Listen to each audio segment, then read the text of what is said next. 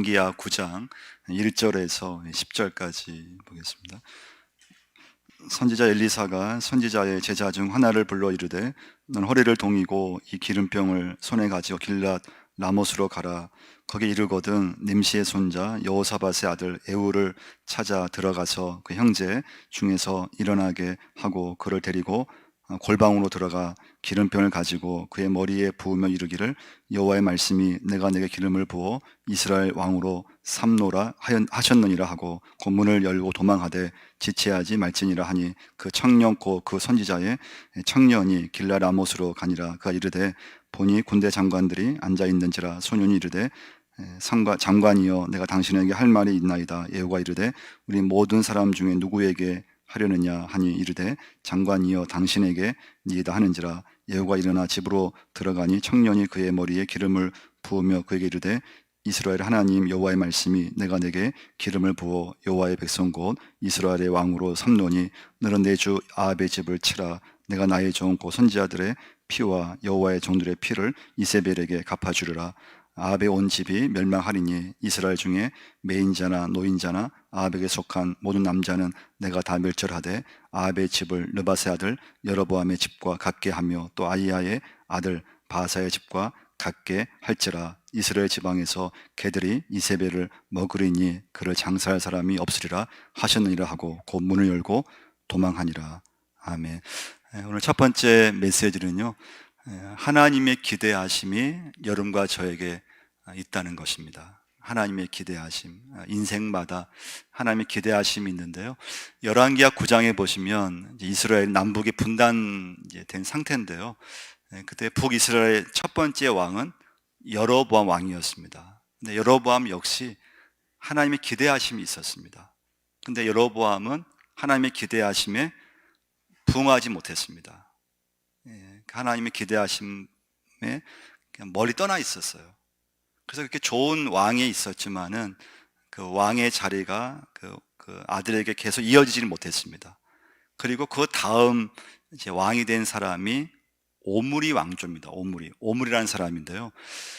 이 오므리 역시 하나님의 기대하심이 있었습니다. 그 왕으로 세워지면서 하나님의 말씀으로 나라를 이끌어가기를 원하셨습니다. 근데 이제 오므리 왕의 아들이 아합이거든요. 근데 아합의 부인은 여러분 누군지 아시죠? 이세벨이죠. 근데 이세벨은 그 당시 시돈이라는 나라의 공주였습니다. 근데 이세벨은요 보통 여자가 아니에요. 이 바알을 숭배한 그런 여자였거든요. 아세라를 숭배한. 근데 그 자기 어떤 그런 이방 신을 남편인 아합 왕에게 그걸 심어줘서 이 아합 왕이 이스라엘 나라를 우상 숭배로 만들어 가버린 거예요. 그래서 여러분 이 아합을 보면요, 왕이 있으면 얼마나 축복입니까? 왕의 자리 아무나 못하잖아요. 그런데 그 왕의 자리에 있으면서 하나님의 기대하심이 있는데 하나님의 기대하심을 뭐 조금 멀리 한 것이 아니고요, 아예 아합 왕은 아예 반대로 가버렸어요. 하나님의 기대하심에 이건 뭐 완전히 그냥 딴 길로 가버린 거예요. 그 결과는 뭐였는가 하면은 하나님의 심판이었어요. 아합 자손, 아합의 후손들에게 하나님은 철저한 어떤 심판을 내리시는데 그 이유는 무엇인가 하면 하나님의 기대에 완전히 멀어졌을 때. 그래서 여러분 오늘 여러분과 제가 예배 드리시면서 한번 곰곰이 한번 여러분 우리 믿음을 한번 또 인생을 점검할 수 있어야 돼요. 내 믿음은 하나님의 기대하심에 부합하고 있는가? 내 인생 속에 하나님의 기대하심이 있는데 그 하나님의 기대하심에 내가 맞춰가고 있는가? 우리 교회도 마찬가지죠. 우리 교회를 향한 하나님 기대하심이 저는 있다고 믿고 있어요. 하나님의 기대하심을 교회가 잘 하고 있는가? 그래서 하나님이 세우신 사람이 누군가 하면은 예후라고 하는 그 당시에 장군이었어요. 그러니까 오늘 본문의 말씀은 엘리사 선지자가 자기 제자 한 사람을 보내서 에후에게 너가 앞으로 하나님께서 왕으로 세우실 것인데 그래서 에후에게 기름을 부으는 그런 말씀이에요. 1절 한번 다시 한번 1절부터 3절까지 한번 읽어보겠습니다. 선지자 엘리사가 선지자의 제자 중 하나를 불러 이르되 너는 허리를 동이고 이 기름병을 손에 가지고 길라 라못으로 가라. 거기에 이르거든 님시의 손자 여호사밧의 아들 예후를 찾아 들어가서 그 형제 중에서 일어나게 하고 그를 데리고 골방으로 들어가 기름병을 가지고 그의 머리에 부으며 이르기를 여호와의 말씀이 내가 내게 기름을 부어 이스라엘 왕으로 삼노라 하셨느니라 하고 곧 문을 닫고 도망하되 지체하지 말지니라 하니. 근데 이제 예후가 왕이 된 게 알려지면은 이 일이 실패할 수 있어요. 그래서 예후만 알 수 있게끔 예후와 단 둘이 있는 상태에서 기름을 부어서 빨리 그 방에서 나오라고 하는 것이죠. 그래서 여러분 예후를 또 보면 마찬가지인데요. 예후가 왕이 되는 게 중요한 게 아니었어요. 예후 역시 그가 왕이 되어서 하나님의 기대에 그가 부응할 수 있느냐, 하나님의 기대에 맞추면서 살 수 있느냐, 그게 문제였던 거예요. 그래서 예후는요 기름을 받고 나서 아합의 아들 요람 왕을 찾아갑니다. 여러분 이 당시에는 옛날에는요 왕이 장군을 부르지 않으면 어떤 신하도 함부로 왕을 만나러 갈 수가 없었어요. 근데 예후가 하나님의 기대에 맞추기 위해서 하나님 말씀을 실천하기 위해서 이제 요람 왕을 만나러 가죠. 자, 7절 말씀 보시면요. 7절 한번 읽어보겠습니다. 너는 내 주 아합의 집을 치라. 내가 나의 종 곧 선지자들의 피와 여호와의 종들의 피를 이세벨에게 갚아주리라. 아합의 온 집이 멸망하리니 이스라엘 중에 매인자나 노인자나 아합에게 속한 모든 남자는 내가 다 멸절하되. 그래서 아합의 아들이 지금 왕으로 있는데 요람 왕을 찾으러 간 거예요. 자, 요람 왕이 신하를 보냈어요. 내가 저 예후를 부른 적이 없는데 왜 오느냐. 그래서 신하가 보내서 신하가 뭐라고 하는가 하면 예후한테요, 평안하뇨. 여러분 이 말은요 그냥 단순 인사말이 아니에요. 쉽게 말하면 너가 지금 온 목적이 뭐냐. 그래서 예후가 말하죠. 너가 내 말을 들으면 내 뒤에 서라고 해요. 18절 한번 보시면요. 한 사람이 말을 타고 가서 만나 이르되 왕의 말씀이 평안하냐 하시더이다 하며 예후가 이르되 평안이 내게 상관이 있느냐. 내 뒤로 물러나라 하니라. 파수꾼이 전하 이르되 사자가 그들에게 갔으나 돌아오지 아니하나이다 하는지라. 그래서 이제 요람 왕을 마주하게 되죠. 요람 왕 역시 예후한테 뭐라고 첫 마디가 하는가 하면요, 평안하냐, 평안하냐예요. 그때 예후가 뭐라고 하는가 하면요, 지금 당신 엄마 이세벨이 이렇게 온 나라를 우상 숭배에 만들었는데 지금 나라가 평안할 수 있느냐, 그렇게 말을 해요. 그리고 요람 왕은 죽게 됩니다. 22절 말씀 보시면요, 요람이 예후를 보고 이르되 예후야 평안하냐 하니 대답하되 내 어머니 이세벨의 음행과 술수가 이렇게 많으니 어찌 평안이 있으랴 하더라. 요람이 곧 손을 돌이켜 도망하여 아하시아에게 이르되 아하시아여 반역이로다 하니 예후가 힘을 다하여 활을 당겨 요람의 두 팔 사이를 쏘니 화살이 그의 염통을 꿰뚫고 나오매 그가 병거 가운데 엎드러진지라. 그래서 하나님의 기대에 훨씬 못 미쳤던, 너무 반대로 나갔던 아합 가문은 이렇게 멸절되기 시작해요. 그래서 여러분 오늘 중요한 건, 이런 저의 삶이 잘 사는 것보다 더 중요한 건 하나님의 기대하심 속에 내 인생이 거기에 부합하느냐예요. 할렐루야. 하나님의 기대하심, 그 하나님의 기대하심 속에 내 인생이 거기에 얼마큼이라도 맞춰질 수 있느냐.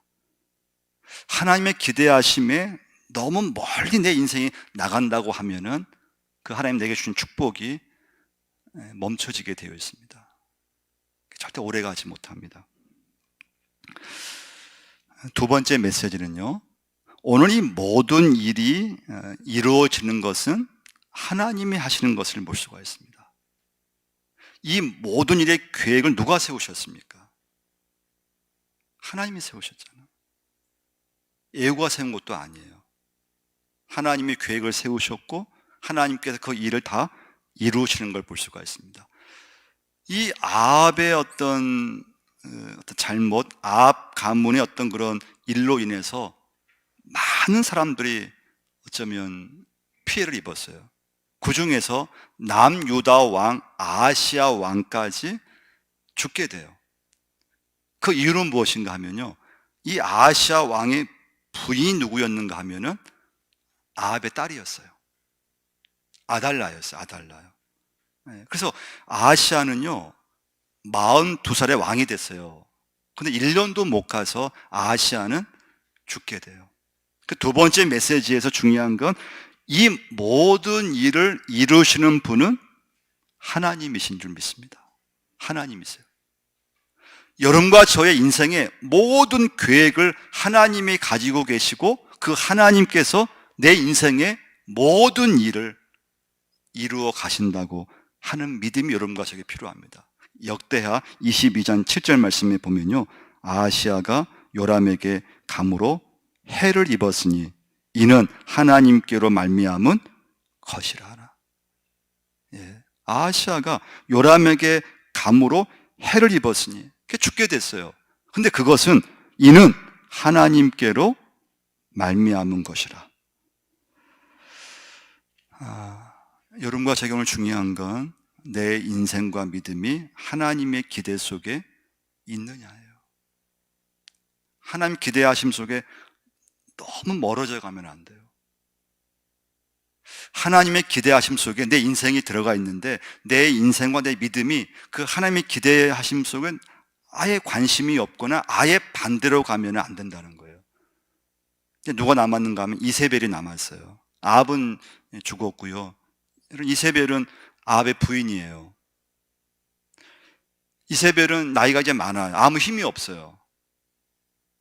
예후가 이세벨을 찾아갔어요.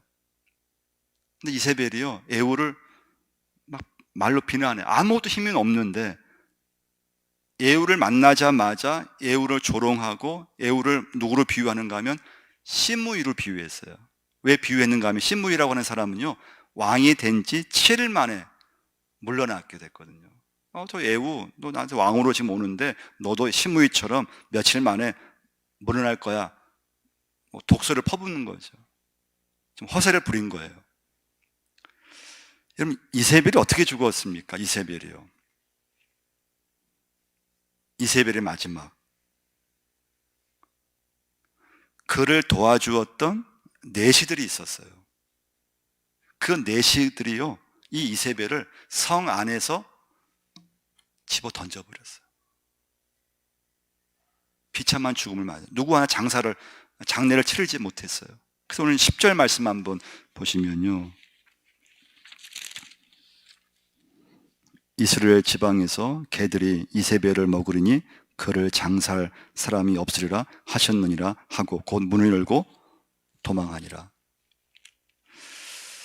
이제 누가 남았는가 하면요, 아합의 아들들 70명이 남았어요. 그 아합의 아들들은요 사마리아 지역에서 교관들이 있어가지고요 왕이 이제 될 것을 준비하는, 그렇게 함께 모여서 교육을 받고 훈련을 시키는 교관들이 있었어요. 그래서 이제 예후가 그 교관들의 중에서 대장한테 편지를 써서 보냈어요. 그 편지 내용은 무엇인가 하면요, 아합의 아들들을 잘 섬기시오. 아합의 70명 아들 중에서 좀 믿을만하고 왕이 될 만한 사람이 있으면 왕으로 세우시오. 이런 내용의 편지를 썼어요. 근데 그 편지의 원 메시지, 원 뜻은 뭔가 하면요, 하나님의 뜻을 살피라고 하는 거예요. 여러분, 결국 아합의 아들들 70명은요 그 교관들에 의해서 다 죽게 돼요. 그래서 아합의 이 가문이, 아합의 후손들이 완전히 멸절되게 되는 거예요. 그럼 세 번째 메시지예요. 마지막 메시지인데요. 여러분 생각해 보세요. 오늘 본 말씀 한번 생각해 보세요. 아합 왕이 힘이 있을 때는요, 다 아합의 줄에 섰어요. 요랍 왕이 힘이 있을 때는요, 요랍의 신하들이 요랍 왕만을 바라보면서 막 그를 칭찬하고 막 그 앞에 막 아부를 하고. 근데 여러분, 요랍 왕이 신하를 보내서 예후 앞에 보냈잖아요. 그 신하가 순식간에 마음을 바꿔버리죠. 예후 편에 서게 돼요. 이세벨을 힘이 있을 때 막 섬기고 했던 내시들, 이세벨을 막 그냥 영웅시하고 이세벨을 막 도와주고, 그런 내시들이 한순간에 이세벨을 배신해 버리죠. 그 이세벨을 성 안에서 성 밖으로 집어 던져 버렸어요. 세 번째 메시지는요, 하나님 밖에서 맺어진 모든 인간관계는 다 허무함으로 끝난다고 하는 거예요. 다 배신으로 끝나요. 다 자기 살 길만을 찾기 위해서 가게 되어 있어요. 그래서 여러분, 사람과의 만남에서 중요한 건요, 하나님 안에서 모든 관계를 맺으려고 하셔야 돼요. 여러분, 가족 관계도 절대 예외가 아니에요. 하나님 안에서 형제 관계, 하나님 안에서 배우자와의 관계, 하나님 안에서 부모님과의 관계를 맺지 않으면요, 형제끼리 다투고요, 재산으로 다투고요, 부모와의 갈등이 일어나고요, 배우자와의 갈등이 일어나고요, 편치 않아요. 여러분, 교회에서도 마찬가지예요. 여러분, 교회에서 인간관계를 많이 맺잖아요. 정말 중요한 게 뭔가 하면요, 하나님 안에서 하나님의 기대하심을 내가 기억하면서 인간관계를 맺어야 돼요.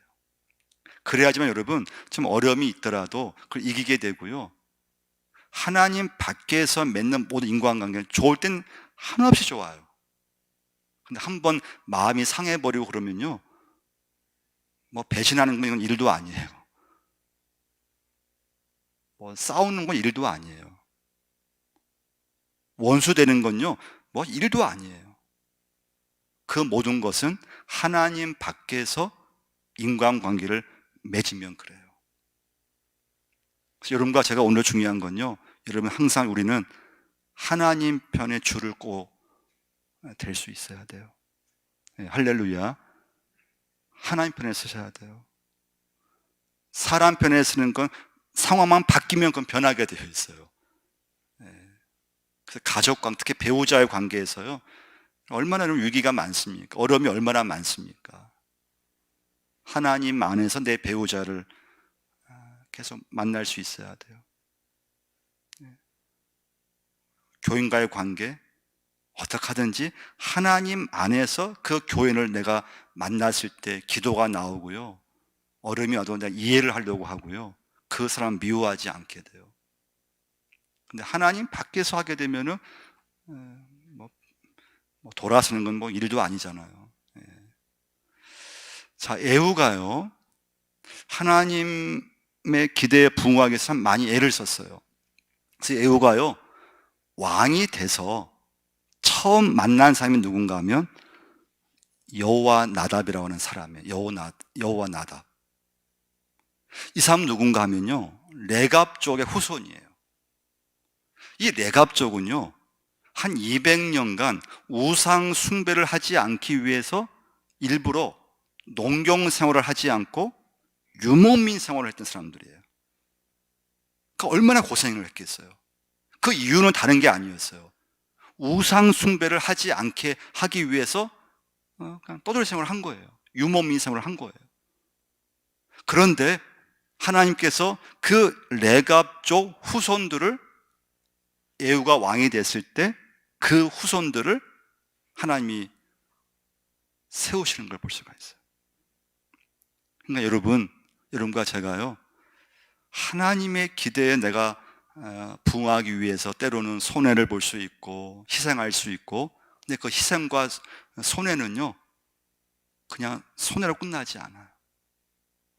하나님이 내가 손해 본 거 그 이상으로 하나님은 갚아주는 줄 믿습니다. 그 믿음이 있어야 돼요. 그래서 여러분, 이 레갑족은요 200년 동안 얼마나 고생했겠어요. 서름이 얼마나 많았겠어요. 근데 오직 하나, 하나님의 말씀, 하나님의 기대, 거기에 부응하기 위해서 일부러 우상 숭배하지 않기 위해서 유목 생활을 한 거예요. 하나님이 그걸 기억하셨어요. 그러면 예레미야 35장 보시면 예레미야가요 이 레갑족을 엄청 축복하고 칭찬하죠. 그 에후 왕 때 그 레갑 족속 후손들이 높이 세움을 받게 돼요. 오늘 마지막 메시지는요 에후인데요, 에후가 왕이 됐을 때 하나님 기대하심에 잘 부응했어요. 근데 문제는 에후가 시간이 지나면서 마음이 바뀌어버렸어요. 그래서 에후가요 하나님 중심으로 있을 때는 하나님의 기대에 부응해